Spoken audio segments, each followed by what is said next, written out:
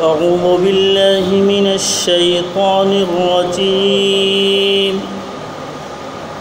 بسم الله الرحمن الرحيم.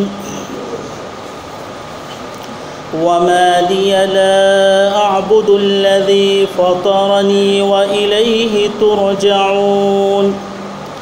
أأتخذ من دونه آلهة إن يردني الرحمن بضر لا تغن عني شفاعتهم شيئا ولا ينقذون. إني إذا لفي ضلال مبين. إني آمنت بربكم فاسمعون. قيل ادخل الجنة قال يا ليت قومي يعلمون. بما غفر لي ربي وجعلني من المكرمين. وما أنزلنا على قومه من بعده من جند من السماء وما كنا منزلين. إن كانت إلا صيحة واحدة فإذا هم خامدون. يا حسرة على العباد ما يأتيهم من رسول إلا كانوا به يستهزئون. ألم يروا كم أهلكنا قبلهم من القرون أنهم إليهم لا يرجعون. وإن كل لما جميع لدينا محضرون. صدق اللہ العظیم.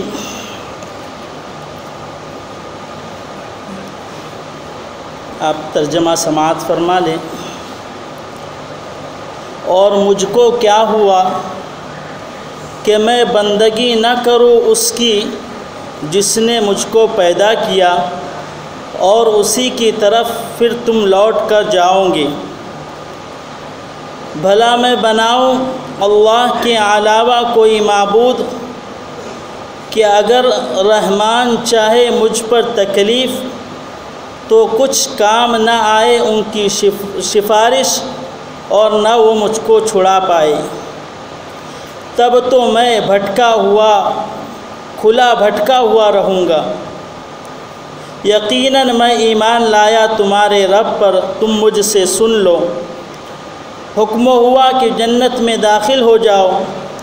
بولا اے کاش کسی طرح میری قوم جان لیتی کہ میرے رب نے مجھ کو معاف کر دیا، بخشش کر دی اور مجھے عزت والوں میں سے بنا دیا. اور ہم نے نہیں اتارا اس قوم پر اس کے پیچھے کوئی فوج آسمان سے، اور نہ ہم اتارا کرتے ہیں. یہ تو ایک چنگاڑ تھی کہ سب بجھے کے بجھے رہ گئے. ہائے افسوس بندوں پر کہ نہیں آیا ان کے پاس کوئی رسول جس کا انہوں نے مذاق اور ٹھٹا نہ اڑایا ہو. کیا وہ نہیں دیکھتے کہ ہم نے ان سے پہلے کتنی جماعتوں کو ہلاک کیا کہ وہ اب ان کی طرف لوٹ کر نہیں آئیں گی، اور نہیں ہے ان ساروں میں سے کوئی کہ جو اکٹھا ہو کر ہمارے پاس پکڑا ہوا نہ آوے. محترم بزرگوں، واقعہ چل رہا تھا شہر انطاکیہ کا کہ اللہ تعالیٰ نے اس شہر والوں میں اپنے 3 رسول بھیجے تھے. مفسرین کرام نے ان کے نام بھی بتلائے ہیں کہ ایک کا نام صادق تھا یا صدوق تھا، اور ایک کا نام شلوم تھا، اور تیسرے کا نام شمعون تھا. ان تینوں کو اللہ تعالیٰ نے شہر انطاکیہ میں بھیجا کہ وہ ان کو بت پرستی سے نکالے اور انہیں دین اور ایمان کی دعوت دے، وہ اللہ کی وحدانیت کو تسلیم کرے کہ ایک اللہ ہی کی ذات ہے جو عبادت کے لائق ہے، اس کے علاوہ کسی کی عبادت، کسی کی پوجا نہیں کی جا سکتی۔ تو ان لوگوں نے ان رسولوں کی بات کو نہیں مانا اور ان کا مذاق بھی اڑایا۔ انہوں نے اپنی طور سے ان کو خوب سمجھایا، سارے دلائل ان کے سامنے پیش کیے، لیکن وہ یہ تھے کہ مانتے ہی نہیں تھے۔ پھر حال یہ ہوا کہ اللہ تعالیٰ نے ان کی پکڑ کی ابتدا شروع کر دی کہ ان میں قحط سالی آ گئی کہ کھانے پینے کے سامان ختم ہو گئے، زمین سے اناج اگنا بند ہو گیا، آسمان سے بارش برسنا بند ہو گئی۔ تو اب ہونا چاہیے تھا کہ یہ سمجھ لیتے کہ جن رسولوں کو ہماری طرف بھیجا گیا تھا ہم نے ان کی بات کو نہیں مانا، اس لیے جو خالق اور مالک ہے وہ ہم سے ناراض ہو گیا ہے اور اس نے پکڑ کی ابتدا شروع کر دی۔ لیکن ان کا حال یہ تھا کہ پکڑ کی ابتدا جب شروع ہو گئی تو انہوں نے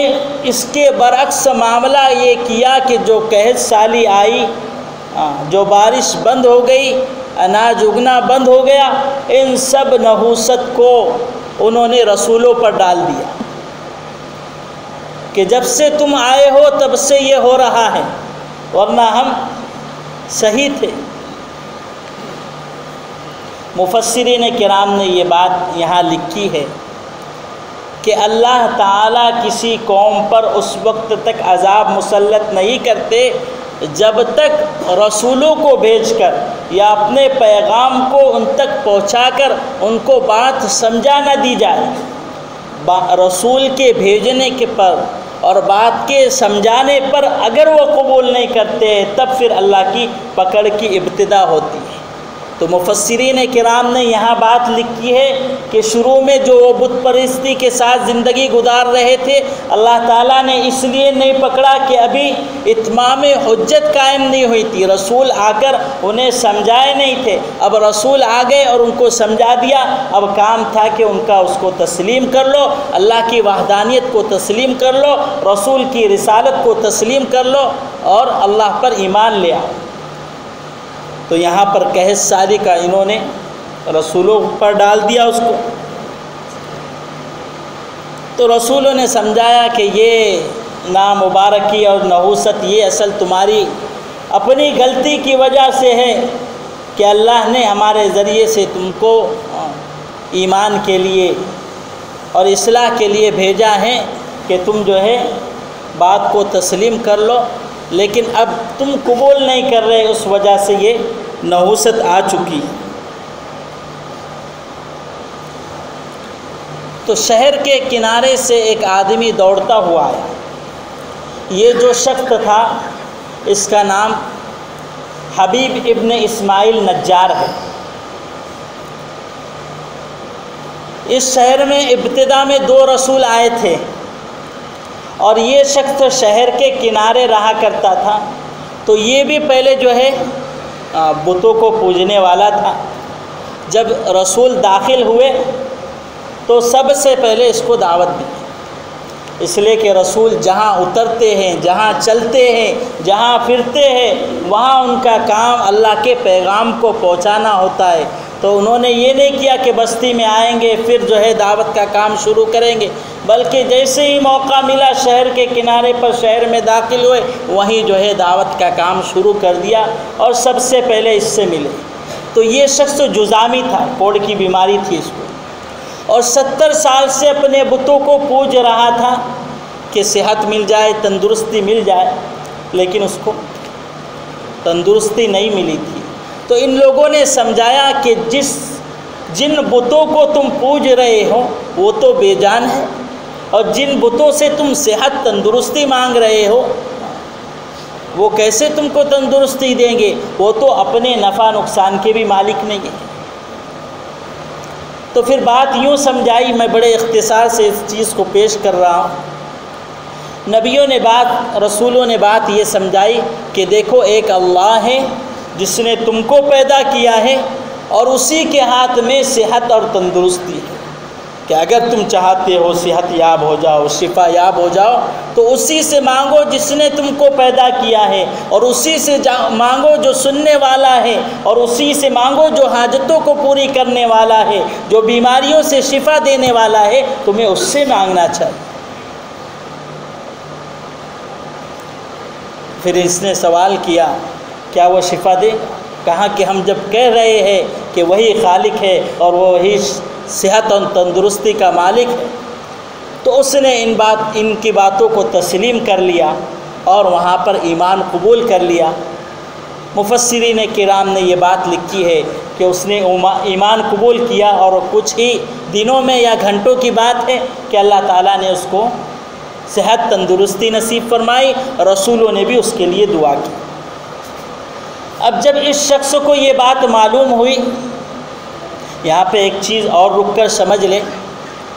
کہ ہمارے اور آپ کے آقا سرور کائنات صلی اللہ علیہ وسلم کی یہ فضیلت ہے اور یہ شان ہے۔ ربیع الاول کا موقع ہے اور یہ بھی موقع آ گیا، تو یہاں پر جو ہے آپ علیہ السلام کی یہ شان ہے کہ کسی نبی کی قوم نبی کے آنے سے پہلے یا نبی کے نبوت کے دعویٰ کرنے سے پہلے کوئی ایمان نہیں لایا ہے، لیکن یہ نبی علیہ السلام کی واحد ذات ہے کہ 3 افراد ایسے ہیں کہ نبی ابھی پیدا نہیں ہوئے ہیں، یا نبی مبعوث نہیں ہوئے ہیں، نبی کو نبوت سے سرفراز نہیں کیا گیا ہے، اس سے پہلے ہی 3 افراد نے ایمان قبول کر لیا اور آپ کی نبوت کو تسلیم کر لیا۔ ان افراد میں سے ایک شخص یہ ہے حبیب ابن اسماعیل نجار، جس نے آپ علیہ السلام کی پیدائش سے 600 برس پہلے ایمان قبول کر لیا اور آپ کی رسالت کو، آپ کی نبوت کو تسلیم کر لیا۔ دوسرا شخص ہے طبع اکبر، کہ اس نے بھی نبی علیہ السلام کی ولادت سے پہلے آپ کی رسالت کو تسلیم کر لیا، آپ پر ایمان لے آیا۔ اور تیسرے شخص ہے ورقہ ابن نوفل، کہ انہوں نے بھی جو ہے آپ کی نبوت سے پہلے ایمان کو قبول کر لیا۔ تو یہ نبی علیہ السلام کی شان ہے، اور وہ واحد ذات ہے کہ جس کے امتی نے اور نبی کے نبوت کے ملنے سے پہلے، ولادت کے ہونے سے پہلے، ان افراد نے پہلے ہی آپ علیہ السلام کی نبوت کو تسلیم کر لیا اور آپ پر ایمان لے آئے۔ تو یہ شخص تھا حبیب ابن اسماعیل نجار، جس نے 600 سال پہلے نبی کی نبوت کو تسلیم کر لیا ہے کہ جب وہ آئیں گے تب میں ابھی سے میں ایمان قبول کر لیتا ہوں، میں موجود رہا تو ان کے دست مبارک پر ایمان کی گواہی دوں۔ تو اب یہ شخص کا تو یقین ہو گیا تھا کہ جو خالق ہے وہ ایک اللہ ہے، اسی کی عبادت کرنا ہے اور وہی ہر چیز کا مالک ہے۔ تو جب اس کو معلوم ہوا کہ یہ لوگ شہر میں آئے اور لوگوں کو سمجھا رہے ہیں، لیکن لوگ ان کا مذاق اڑا رہے ہیں، ان کی باتوں کو تسلیم نہیں کر رہے ہیں، تو یہ فوراً دوڑتے ہوئے آئے۔ میں نے پہلے بھی اس کا تذکرہ کیا تھا کہ خیر کے کام میں جلدی سے آگے بڑھنا ہے، خیر کے کام میں جلدی سے آگے بڑھنا ہے، اور حق بات کو پہنچانے کے لیے اور دعوت و تبلیغ کے اس منصب کو امت تک پہنچانے کے لیے تیزی سے دوڑنا ہے، تاکہ امت جو ہے اس کو تسلیم کر لے۔ تو یہ شخص دوڑتے ہوئے آئے اور انہوں نے بات یہ سمجھائی کہ لوگوں دیکھو، بات حق یہ ہے کہ یہ لوگ صحیح بات کہہ رہے، حق بات کہہ رہے اور ایک اللہ کی طرف بلا رہے ہیں، تم ان کی دعوت کو قبول کر لو اور اس اللہ کو جس نے تمہیں پیدا کیا ہے اس کی عبادت کرو، بتوں کی عبادت کو چھوڑ دو۔ اور پھر یہ معاملہ نہیں ہے کہ یہ کوئی عہدہ چاہتے ہو یا تم سے اپنے ذاتی اغراض کی وجہ سے یہ دعوت دے رہے۔ فرمایا کہ یہ ان کا کوئی ذاتی غرض نہیں ہے، اس میں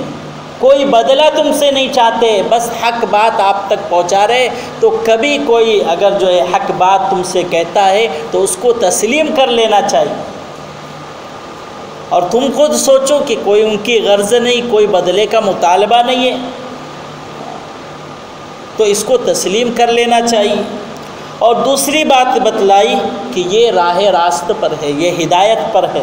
یہ خود صحیح راستے پر چل رہے ہیں اور لوگوں کو صحیح راستے کی دعوت دے رہے ہیں، تو تمہارا نہ قبول کرنا یہ تمہارے لیے ذلت کا سبب ہے، یہ تمہارے لیے ناکامی کا سبب ہے۔ آپ جب سمجھ رہے ہو کہ نہ ان کی کوئی غرض ہے دنیاوی،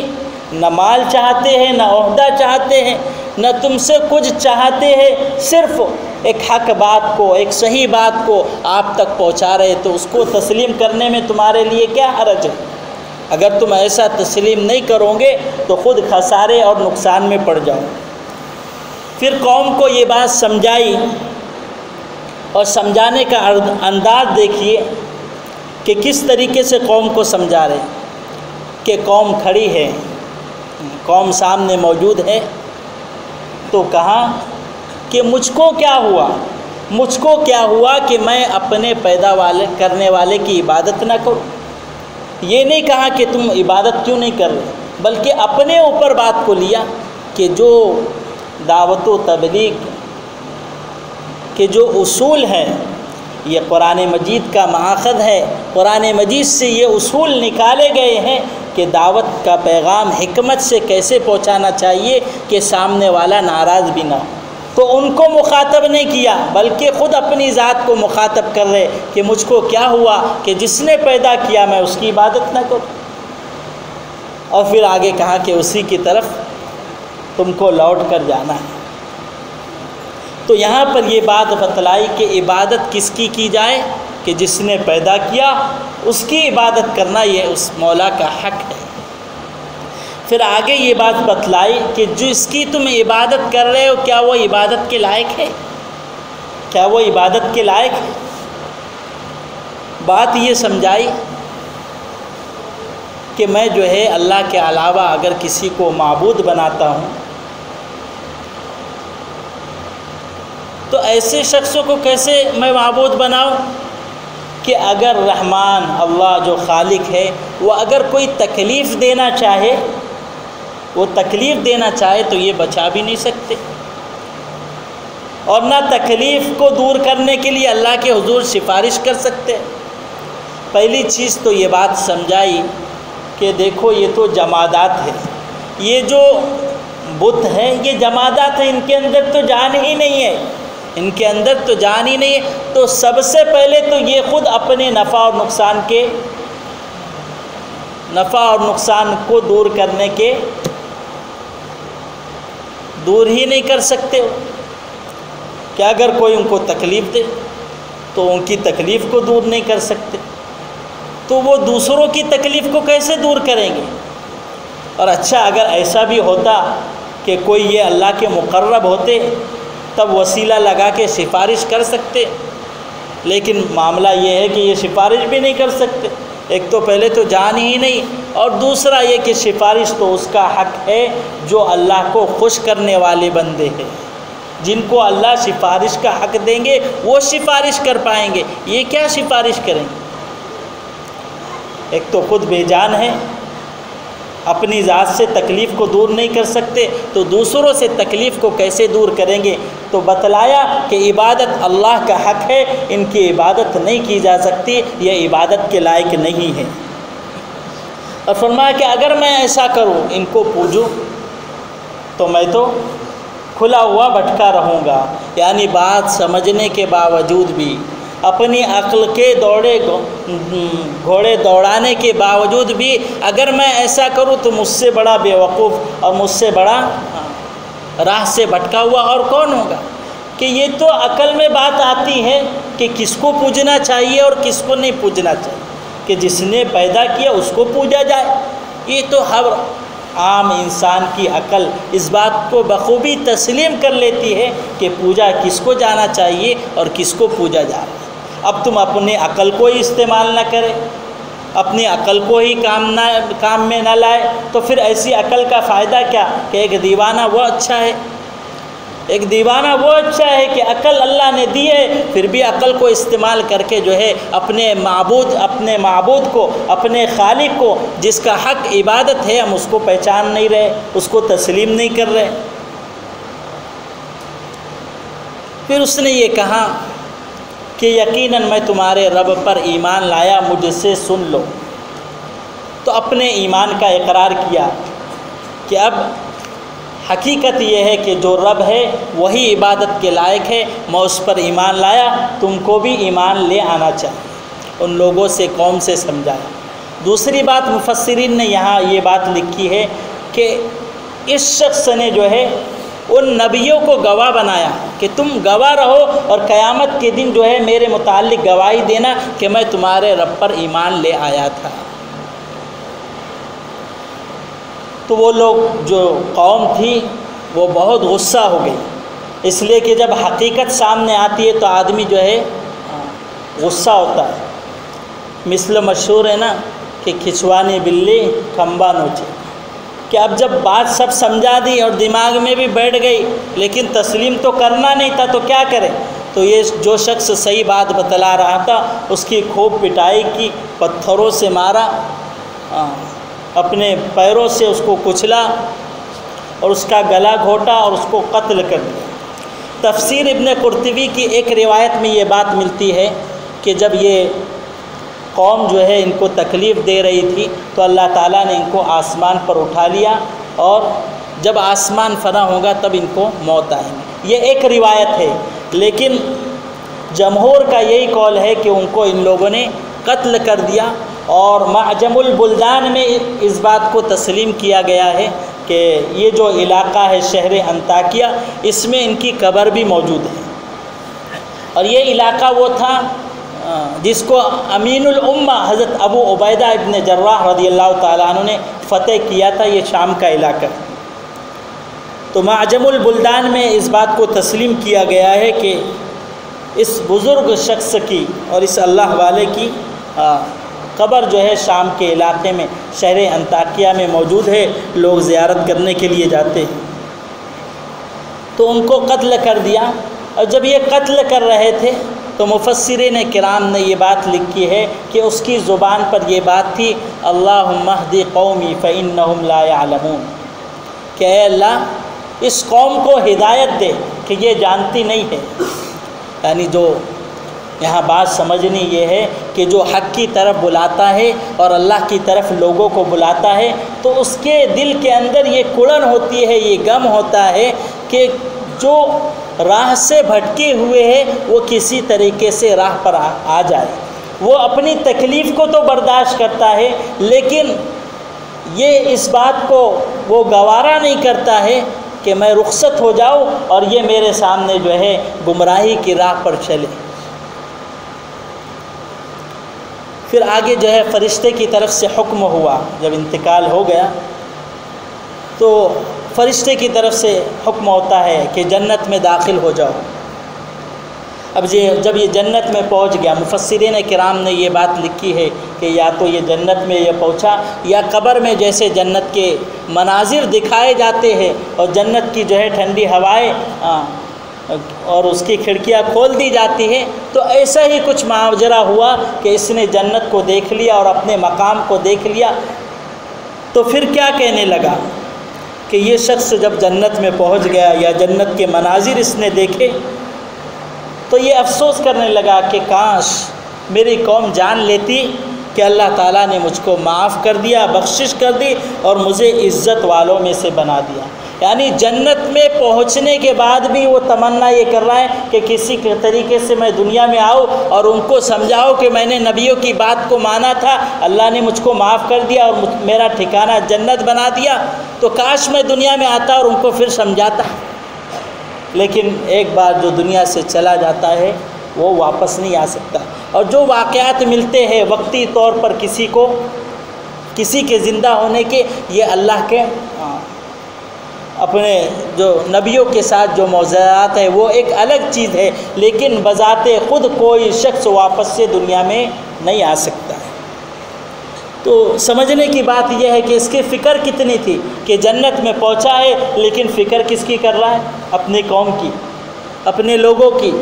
کہ یہ امت جو راہ سے بھٹکی ہوئی کسی طریقے سے میں ان کو واپس جاتا بتلاتا کہ میں جنت میں پہنچا ہوں اور میری کامیابی رسول کی بات کو ماننے کی وجہ سے ہوئی ہے، اور یہ لوگ بھی ایمان قبول کر لیں۔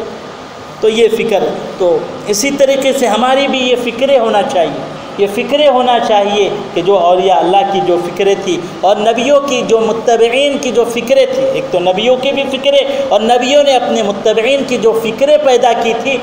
کہ ہر فرد جو ہے جنت والا بن جائے، ہر فرد جو ہے ایک اللہ کو ماننے والا بن جائے، یہ فکریں بھی ہماری ہونی چاہیے کہ ہم اگر کوئی برائی دیکھے، کوئی راہ سے بھٹکا ہوا دیکھے تو ہم اچھے سے حکمت سے اس کو سمجھائے، اس کو دین کی طرف بلائے، اس کو ایمان کی دعوت دے، یہ ہمارا فریضہ ہے۔ پھر آگے بتلایا گیا کہ اللہ تعالیٰ فرماتے ہیں کہ ہم نے جو ہے فرشتوں کو دنیا میں نہیں اتارا ان کو تکلیف دینے کے لیے، اس لیے کہ انہوں نے جب اس شخص کو قتل کیا اور نبیوں کی بات نہیں مانی تو پھر اللہ کا غضب آیا اور اللہ کیا عذاب ان پر مسلط ہوا۔ تو اللہ فرماتے کہ ہم نے عذاب دینے کے لیے فرشتوں کو نہیں بلایا کہ آسمان سے فرشتے بلائے ہو، اور فرمایا کہ یہ ہماری عادت بھی نہیں ہے کہ فرشتوں کو بلانا۔ یہاں پر ایک بات اور سمجھ لیجئے کہ جیسے قرآن مجید میں خود تذکرہ موجود ہے کہ غزوہ بدر کے موقع پر، غزوہ احزاب کے موقع پر اور غزوہ حنین کے موقع پر اللہ تعالیٰ نے آسمان سے فرشتوں کو اتارا تھا، اور صحابہ کرام نے حضرت جبرائیل علیہ السلام کے گھوڑوں کی آواز بھی سنی تھی۔ تو یہ جو تذکرہ ملتا ہے کہ فرشتوں جو زمین پہ اترے تھے، یہ ہمارے اور آپ کے آقا سرور کائنات صلی اللہ علیہ وسلم کی شان ہے اور ان کی خصوصیت ہے۔ اللہ خود قرآن مجید میں ارشاد فرماتے ہیں کہ یہ جو ہے نبی کی بشارت کے لیے تھا، نبی کی بشارت کے لیے تھا اور صحابہ کے قلوب کو مطمئن کرنے کے لیے تھا، ورنہ ہمیں فرشتوں کو عذاب دینے کے لیے بلانے کی ضرورت نہیں۔ یہ تو نبی کی شان تھی، نبی کے لیے ہم نے اپنے فرشتوں کو بھی آسمان سے زمین پر اتار دیا۔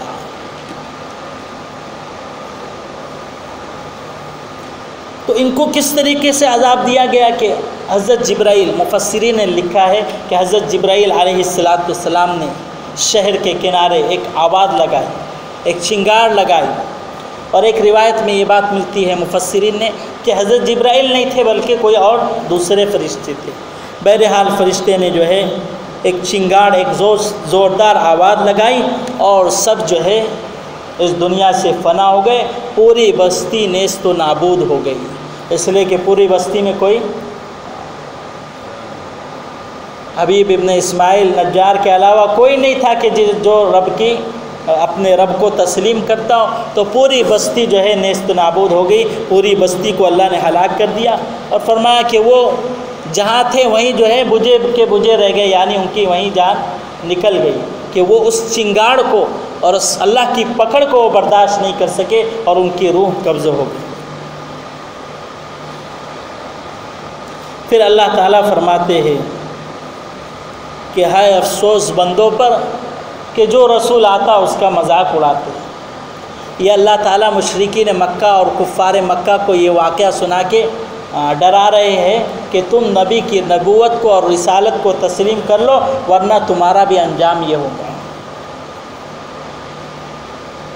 پھر آگے فرماتے کیا ان لوگوں نے نہیں دیکھا کہ اس سے پہلے ہم نے کتنی جماعتوں کو ہلاک کر دیا، اور ان کا حال یہ ہے کہ وہ واپس لوٹ کے نہیں آئیں گے، اگر لوٹ کے آتے تو پتہ چلتا کہ ان کے ساتھ کیا معاملہ ہوا۔ تو پچھلی امتوں کا بھی تذکرہ کیا گیا کہ کس طریقے سے جب انہوں نے نبی کی بات کو نہیں مانا اور اپنے رب کو رب تسلیم نہیں کیا اور اپنی خواہشات میں، اپنی لذتوں میں اور بتوں کی پوجا میں یا آگ کی پوجا میں یہ لگے رہے، اللہ تعالیٰ نے ان پر عذاب مسلط کیا اور ان کو ہلاک کر دیا۔ پھر آگے اللہ تعالیٰ فرماتے ہیں کہ جتنی قوموں کو ہم نے ہلاک کیا ہے سب ہمارے پاس اکٹھا جمع ہو کر آئیں گے اور وہ زنجیروں میں جکڑے ہوئے ہوں گے، زنجیروں میں جکڑے ہوئے ہوں گے کہ دنیا میں رب کی نافرمانی کی، رب کو اور اپنے خالق اور مالک کو پہچانا نہیں اور اس کی نافرمانی کی، اس لیے اللہ تعالیٰ نے عذاب مسلط کیا تھا۔ تو یہاں پر تو دنیا میں عذاب آیا ہی، لیکن آخرت میں بھی ان کی پکڑ ہوں گی اور وہ دائمی عذاب کے مستحق ہوں گی۔ بہرحال جو باتیں بتلائی گئی ہیں اللہ تعالیٰ ہمیں عمل کرنے کی توفیق نصیب فرمائے۔